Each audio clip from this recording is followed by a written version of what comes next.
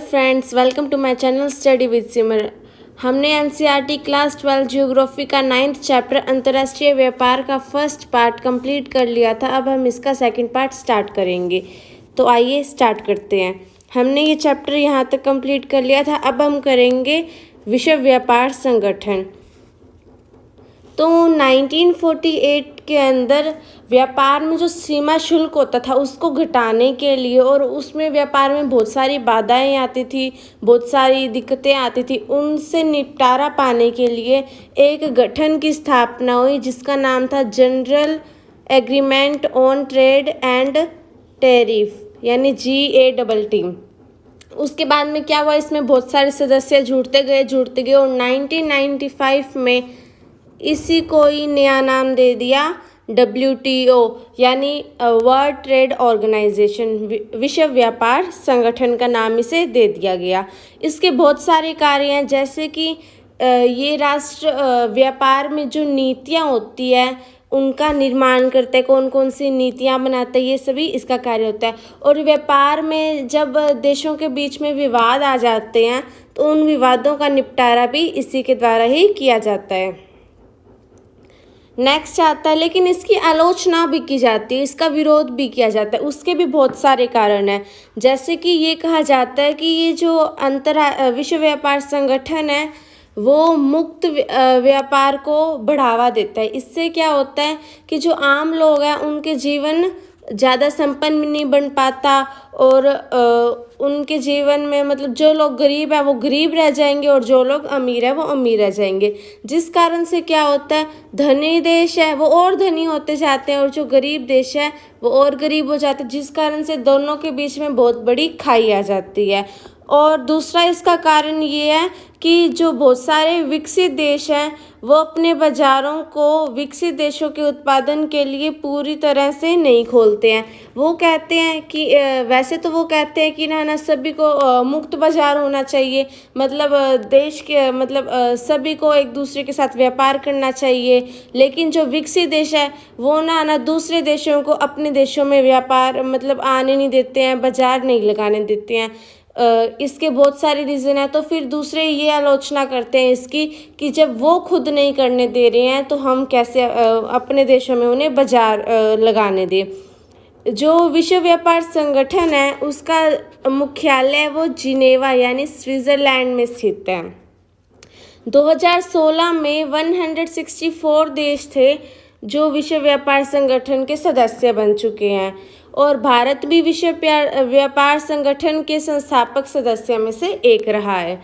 फिर नेक्स्ट आता है प्रादेशिक व्यापार समूह।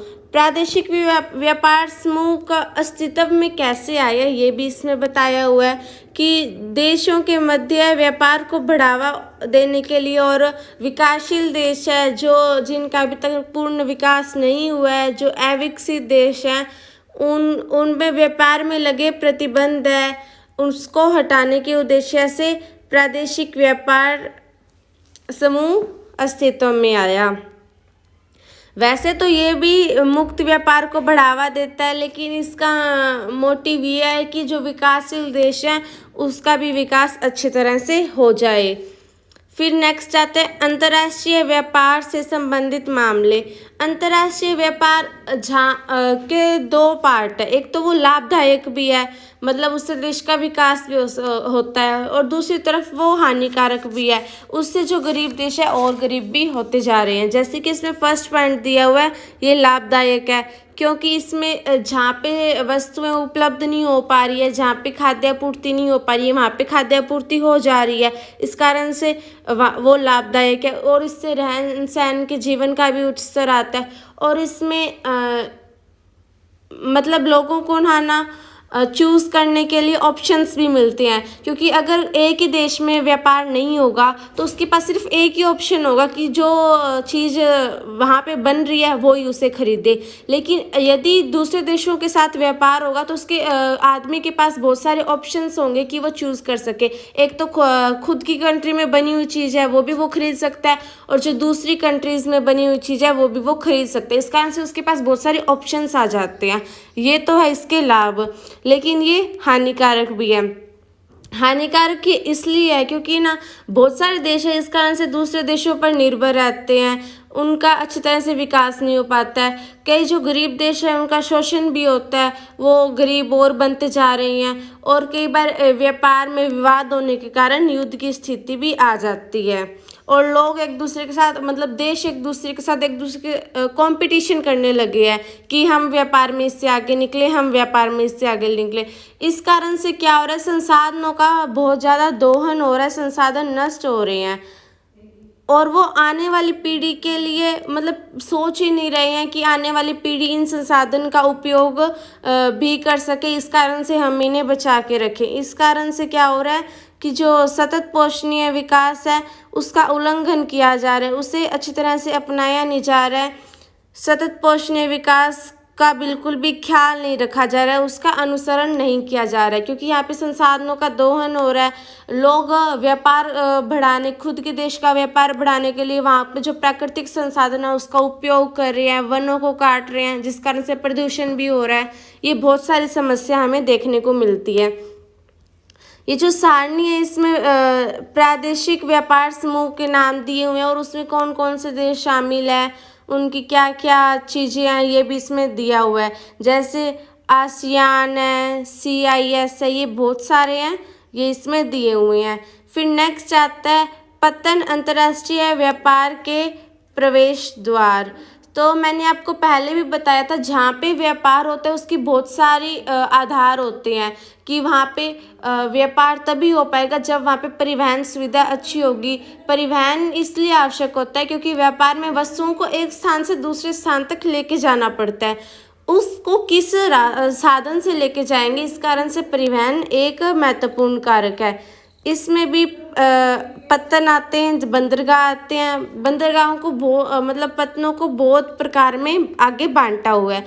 इसके बहुत सारे आधार है। इसमें यहाँ पे 3 आधार दिए हुए हैं, जैसे कि निपटाए गए नौभार के अनुसार पत्तनों को वर्गीकरण किया हुआ है, या फिर अवस्थिति के आधार पर भी पत्तनों को बांटा हुआ है, या फिर उनकी विशिष्टीकृत कार्यकलाप के आधार पर पत्तनों को यहाँ पे बांटा हुआ है। तो सबसे पहले हम पढ़ेंगे निपटाए गए नौभार के आधार पर पत्तनों के प्रकार। इसमें भी यहाँ पे 3 प्रकार दिए हुए हैं। एक तो है औद्योगिक पत्तन, दूसरा है वाणिज्यिक पत्तन, और तीसरा है विस्तृत पत्तन।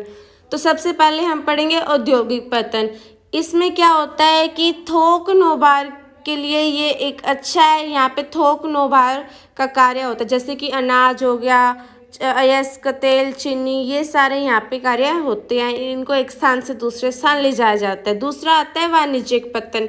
इसमें क्या होता है, विनिर्मित वस्तुएं होती है, उनका निपटान किया जाता है, उनको एक स्थान से दूसरे स्थान ले जाया जाता है, विनिर्मित वस्तुओं का कार्य किया जाता है। फिर तीसरा आता है विस्तृत पत्तन। इनमें सामान्य नौभार का थोक में भी प्रबंधन किया जाता है, और ये बहुत सारे महान पत्तन हैं जो बड़े बड़े देशों में पाए जाते हैं। फिर नेक्स्ट आता है अवस्थिति के आधार पर पत्तनों के प्रकार। इसको 2 पार्ट्स में डिवाइड किया हुआ है। आगे एक तो है अंतर्देशीय पत्तन और दूसरा है बाह्य पत्तन।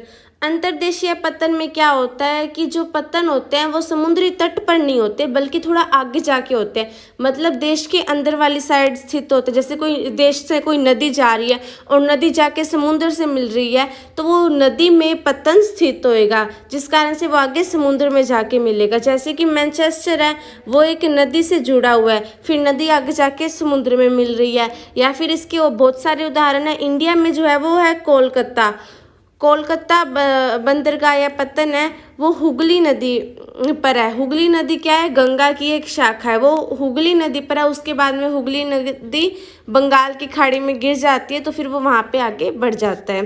फिर आता है बाह्य पत्तन। बाह्य पत्तन क्या होते हैं कि जो समुद्र तट है उससे थोड़ा दूर होते हैं, लेकिन देश के अंदर नहीं होते, देश के थोड़ा बाहर होते हैं, सागर वाली साइड स्थित होते हैं। इसमें इसके रीज़न है कि ये बाहर की तरफ क्यों स्थित होते हैं, क्योंकि जो जहाज़ होते हैं उनका बड़ा आकार होने के कारण वो आगे पहुंच नहीं पाते। इस कारण से जो पत्तन है वो बाहर ही स्थित हो जाते हैं। इसका भी यहाँ पे एग्जाम्पल दिया हुआ है। एथेंस और यूनान के बाह्य पत्तन में पेराइयस और एक उच्च कोटि का संयोजन है। फिर नेक्स्ट क्या है, विशिष्टीकृत कार्यकलाप के आधार पर पत्तनों के प्रकार।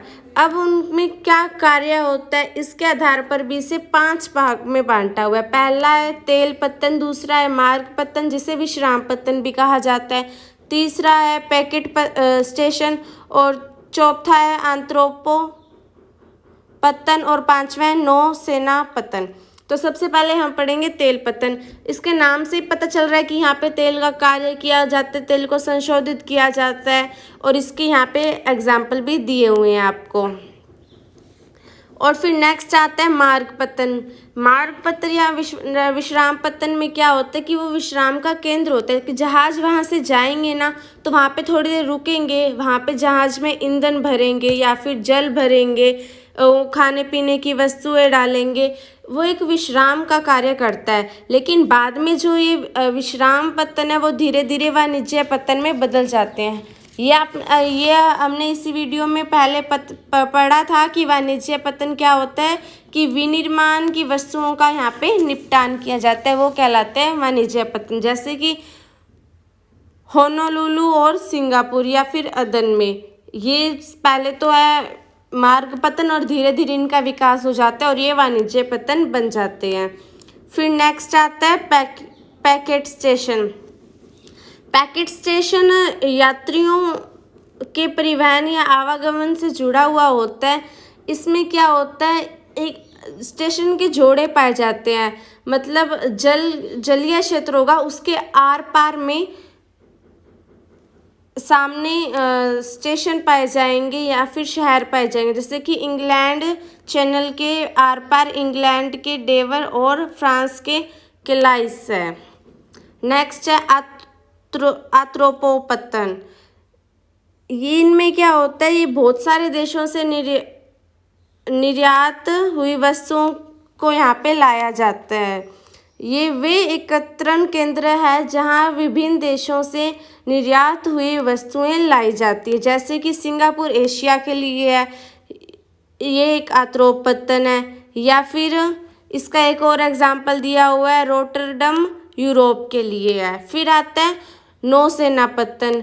इसमें क्या होता है कि युद्ध जहाज़ों की सेवा की जाती है, उन जहाज़ों की जो युद्ध जहाज़ होते हैं उनकी मरम्मत की जाती है। जैसे कि भारत में कोच्चि और कारवाड़।